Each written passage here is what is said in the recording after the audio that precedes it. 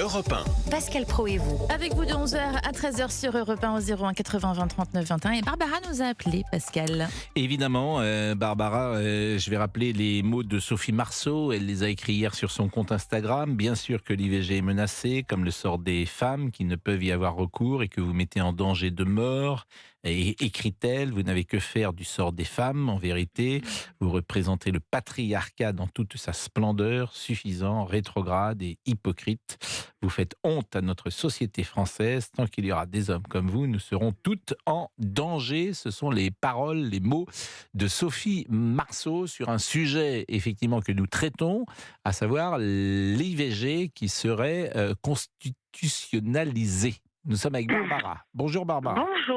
Bonjour Monsieur Praud, bonjour Votre à toute votre sentiment. équipe que j'adore et qui me fait bien rire tous les jours. Ah bah écoutez, alors c'est le plus beau compliment que vous pouvez nous faire. Oui, Parce vraiment, que- c'est un moment instructif et de détente pour Et moi.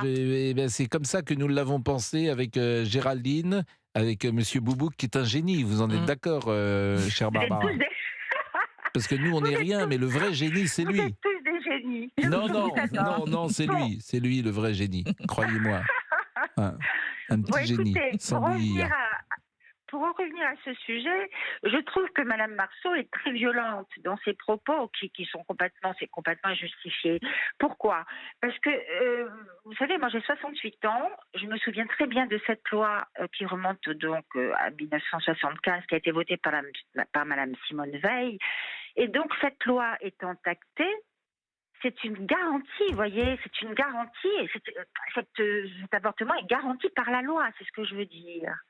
Donc, la porter à la Constitution, je ne vois pas l'intérêt. Il y aurait tellement d'autres sujets pour déroger au droit européen, si vous voyez ce que je veux dire. Non mais c'est un pas la- symbole, en fait, c'est un symbole Oui. et c'est un combat. Et Oui, mais non. manifestement, Alors, c'est un tout à combat, l'heure, on voilà, était... écoutez, ça- moi, ce qui me frappe, c'est que Géraldine Amont, d'ailleurs, ça m'ennuie de prendre la parole, parce que j'ai envie de dire que, évidemment que les hommes sont concernés, mais ils sont concernés parce qu'ils vivent dans la société. Mais c'est quand même les femmes qui doivent, en priorité, me semble-t-il, s'exprimer sur ce sujet. Donc on était Oui, tout à j'en l'heure suis avec une. Anissa. Oui, on était Donc, avec j'en suis Anissa. Oui. une. Mais les fractures J'ai sont même parfois avorté. générationnelles, Barbara. Je ne sais pas quel âge vous avez. Je viens de vous le dire, 68, 68. j'ai déjà avorté. Pardonnez-moi. Vous ne m'engueulez J'ai- jouer j'ai- gentil avec moi, mais j'ai- bon. Non, mais vous avez raison. Parfois, je n'écoute pas. Bon. J'ai avorté déjà. Oui, Pardon. je vous en prie. J'ai avorté 2 fois dans ma vie, sans aucun souci. Sans aucun souci, les femmes qui veulent se faire avorter aujourd'hui le peuvent sans souci. Donc je ne vois pas l'intérêt. Alors si, pour Madame Marceau, c'est peut-être effectivement en tant que femme et féministe, bien évidemment, féministe, pour rallier toutes ces fans à elle, qu'elle tiendrait des propos comme ça. Je pense que c'est complètement démago. C'est mon point de vue. Hein. Vous savez, tous ces gens de bien-pensants, là, toujours de gauche, mais qui votent à droite, bien évidemment. Eh bien, voilà, pour moi, c'est... S'ils sont toujours de gauche et qu'ils votent à droite, ils sont un peu à droite. Bon, en tout cas, Nathalie va vous répondre peut-être. Nathalie, bonjour Oui. Nathalie. Oui, bonjour Pascal. Nathalie, vous habitez où? Nantes, Non, oh là là. Oh, non. Vous habitez où ça dans Enfin, Nantes? à Rezé plus exactement. Rezé-lès-Nantes, comme on disait jadis. Oui, c'est ça. Rezé, ça touche Nantes, c'est dans le sud de la ville. C'est Bon, ça. vous tout avez à quel fait. âge Nathalie? Parce que je disais que les fractures sont générationnelles. 57 ans. Bon, quel est votre sentiment? Eh ben moi, je suis tout à fait d'accord avec ce que a dit Sophie Marceau. Ouais. J'ai bien conscience que la Constitution n'est pas une amicale laïque et qu'on ne doit pas y mettre tout et n'importe quoi. En revanche, on sait très bien que nos droits sont menacés et dès Mais lors... par qui ils sont menacés? Parce que, admettons, si on met un gouvernement d'extrême droite, ils peuvent très bien revenir Mais nous dire la qui femme au fourneau. Et, Mais, oui, l'extrême droite, Mais- peut-être pas Marine Le Pen, mais... mais Marine Le Pen, elle s'est exprimée très clairement là-dessus. D'ailleurs, Oui, ce qui serait oui, intéressant, elle on peut a appeler- changé, elle a changé Elle a d'avis, changé, mais elle a- Marion, elle a Marion Maréchal et Éric Zemmour, ils pourraient très bien nous supprimer ce droit. C'est vrai, on ne sait jamais. Enfin, Éric Zemmour n'est pas. Je ne crois pas qu'Éric Zemmour soit contre l'avortement, quand même, contre l'interruption volontaire de grossesse, contre ce droit qui est donné aux femmes. Je ne crois pas. Quoi. Non seulement je ne crois pas, mais il n'est pas contre ce droit. On est dans le fantasme D'accord. absolu. Mais on est quand même. Non, c'est pas... pas du fantasme, c'est une réalité. Moi, j'ai ma meilleure amie qui s'est fait avorter à l'hôpital. Ça a été la croix à la bannière parce que là-bas, les médecins lui disaient mais madame, vous voyez ce que vous faites, vous allez tuer un être Il y a humain. encore du jugement. Donc même si on a le droit de le faire.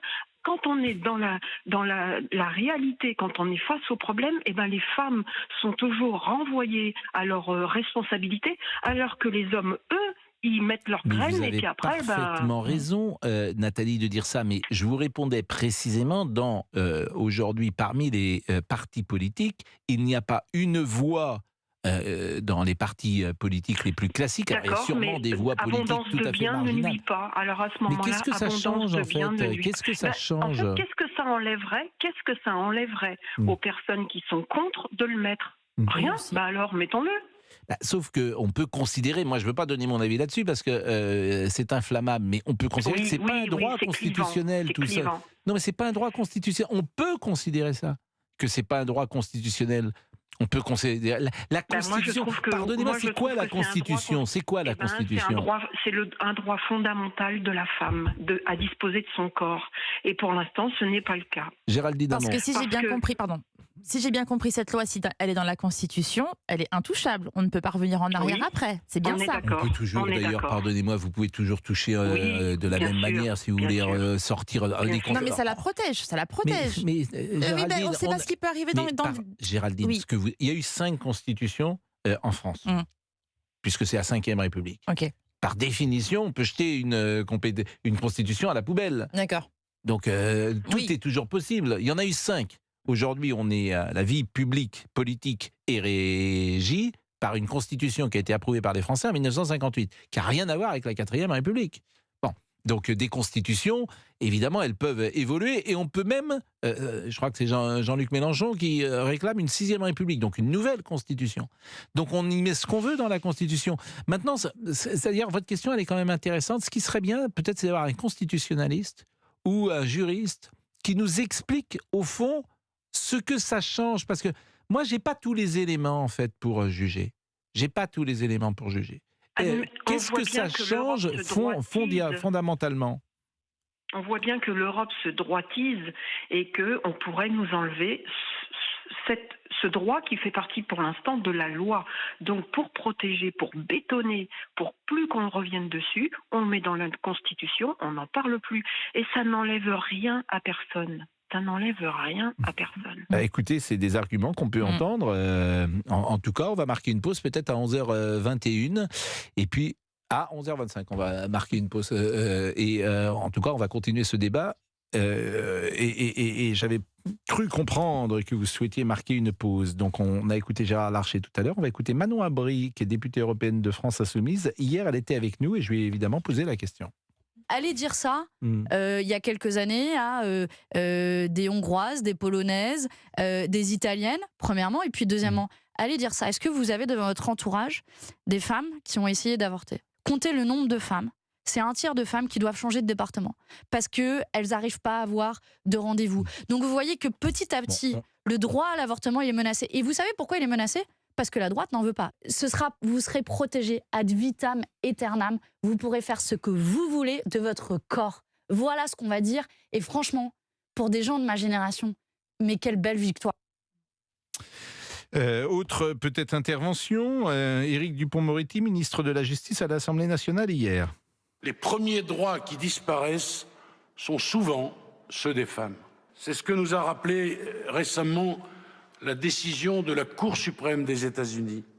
Cet exemple rend plus que jamais criant de vérité les mots de Simone de Beauvoir rapportés par Claudine Monteil.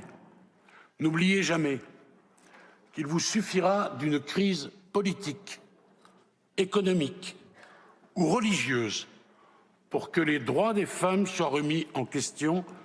Ces droits ne sont jamais acquis. Vous devrez rester vigilant votre vie durant. Nous avons désormais la preuve irréfutable que plus aucune démocratie, pas même la plus grande d'entre toutes, n'est à l'abri. Alors, c'est pas exactement la même chose parce qu'il n'y avait pas une loi aux États-Unis, c'était un arrêt de la Cour suprême. Mais bon, il le sait d'ailleurs, Monsieur Dupond-Moretti, sans doute. Mais le débat, en tout cas, ces arguments sont intéressants et c'est pour ça que le débat existe. On est avec Karine. Bonjour Karine. Oui, bonjour. Et merci d'être avec nous. On peut aussi penser qu'il y a beaucoup de soucis en France, beaucoup de problèmes en France, et on met dans l'espace public un problème qui ne m'en paraît pas essentiel au moment où on parle. Alors on peut me dire effectivement, Oui, complètement. on peut me dire dans quelques années, pourquoi pas, etc. Mais aujourd'hui, j'ai l'impression que dans la hiérarchie des problèmes que rencontre la France, il ne me semble pas que l'IVG soit remise en cause. Oui, je suis complètement d'accord avec vous. C'est évidemment pas la priorité en ce moment, surtout avec ce qu'on voit sur les routes, avec les agriculteurs et le pouvoir d'achat et tout ça, ce dont on parle tout le temps. Mais à un moment donné, peut-être que c'est tombé à ce moment-là, et puis voilà. Mais où est le problème?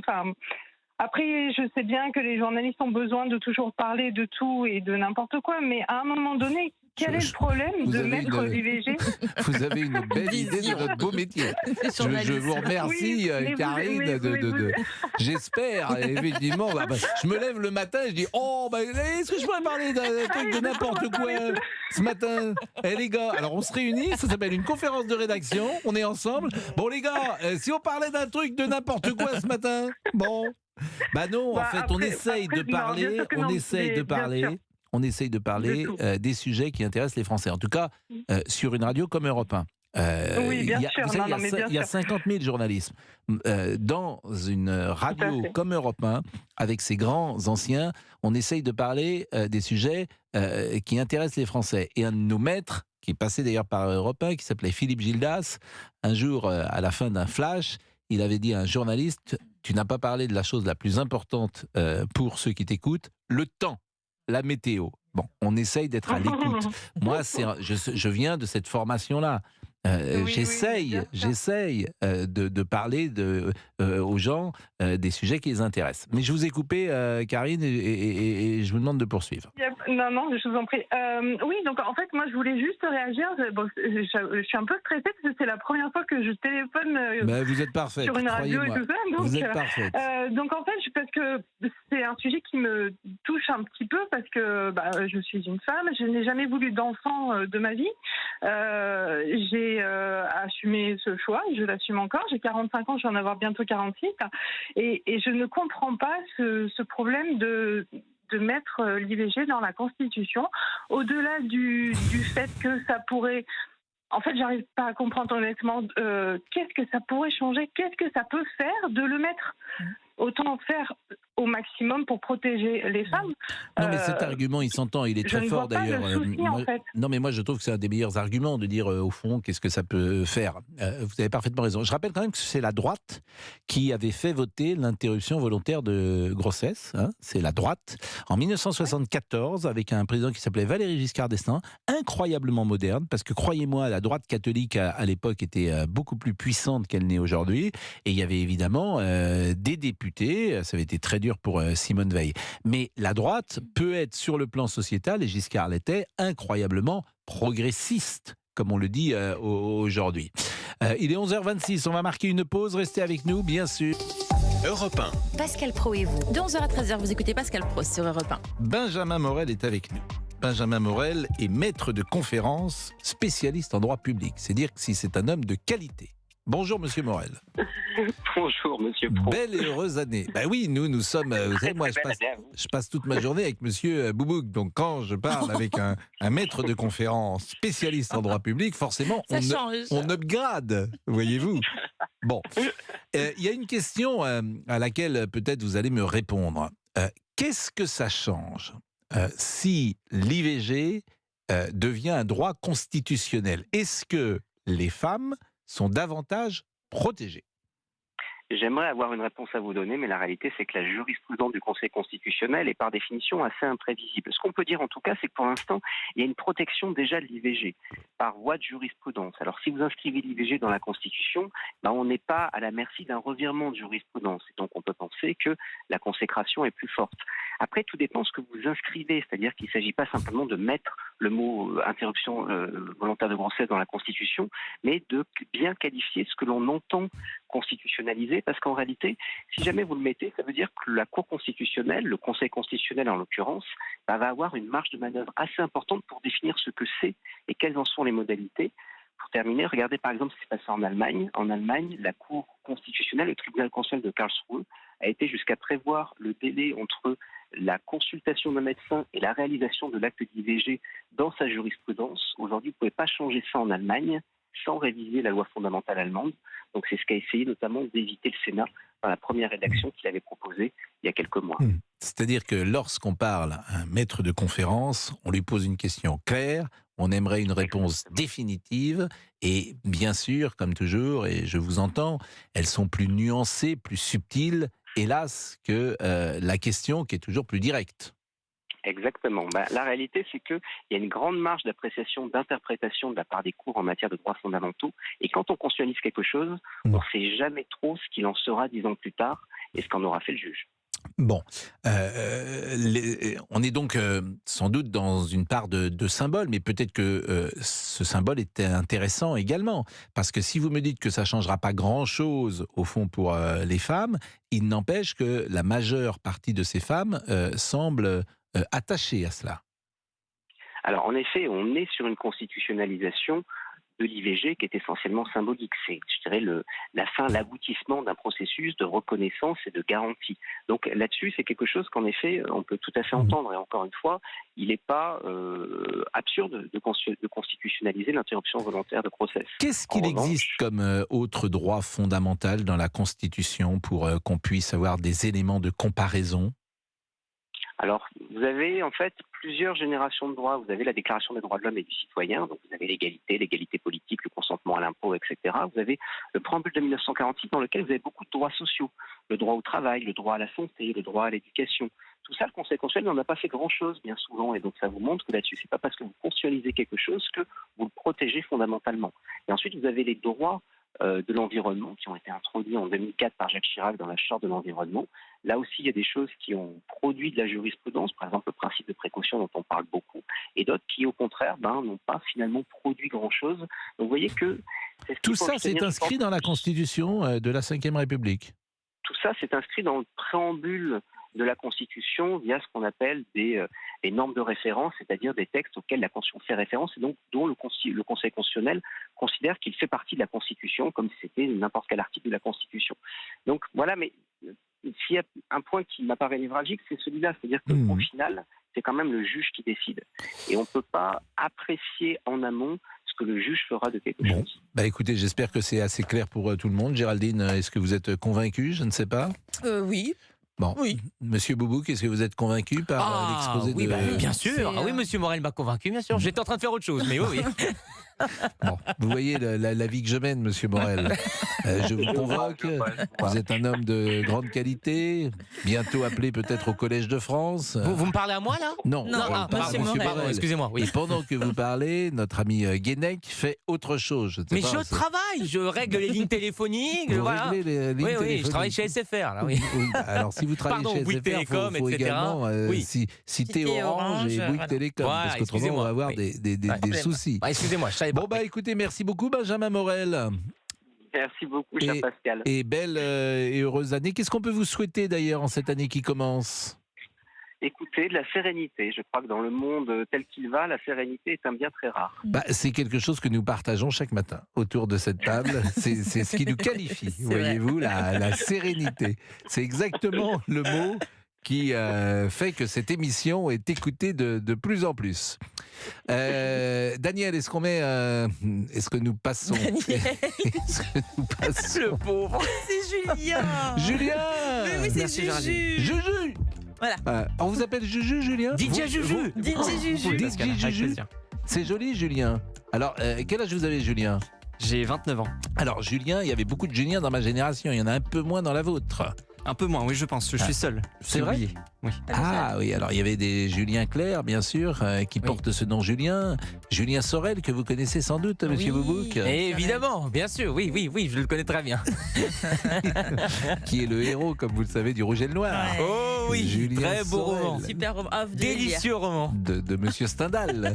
Oui, ça c'est sûr. Oui, Stendhal étant, comme vous le savez, un pseuonyme. ouais, je le sais. C'est pas s'appelait son vrai Henri nom. Bale. Pardon. Il s'appelait Henri Bale. C'est vrai ça ou pas? Bien sûr. Non mais j'ai peur maintenant. Vous n'avez pas lu Le Rouge et le Noir? C'est Non, magnifique, j'ai pas faut le lu. Vous lire. avez plus peut-être écouté En Rouge et Noir de Jeanne Masse. Ah oui, j'interromps Vous plus. êtes Oui. On la davantage- reçoit bientôt, Faut non, qu'on la Jeanne Masse? fasse. Jeanne On la Masse. reçoit Tiens, on va bientôt. l'écouter Rouge et Noir. Voilà. Oui, Elle allez. nous apprendra. Ah, ok. Rouge et Bon. Noir. Allez, il est Vive 11h41, ma on revient avec Rouge et Noir. Ça va Oui. nous mettre de bonne humeur. Bien sûr. Voilà. Et on change de sujet. Oui, on ensuite change de sujet, monsieur. Ah, vous m'appelez monsieur. Oui, je l'ai décidé comme ça. Je trouve ça sympa. Oui. À tout de suite. Et Monsieur. avant la pause, je vous rappelle que tout à l'heure, entre 14h et 15h, vous avez rendez-vous avec Christophe Ondelat. Semaine spéciale, Ondelat raconte un procès pour de vrai. Christophe Ondelat vous fait vivre sur Europe 1 et pour la première fois à la radio, un procès devant une cour d'assises à Bordeaux.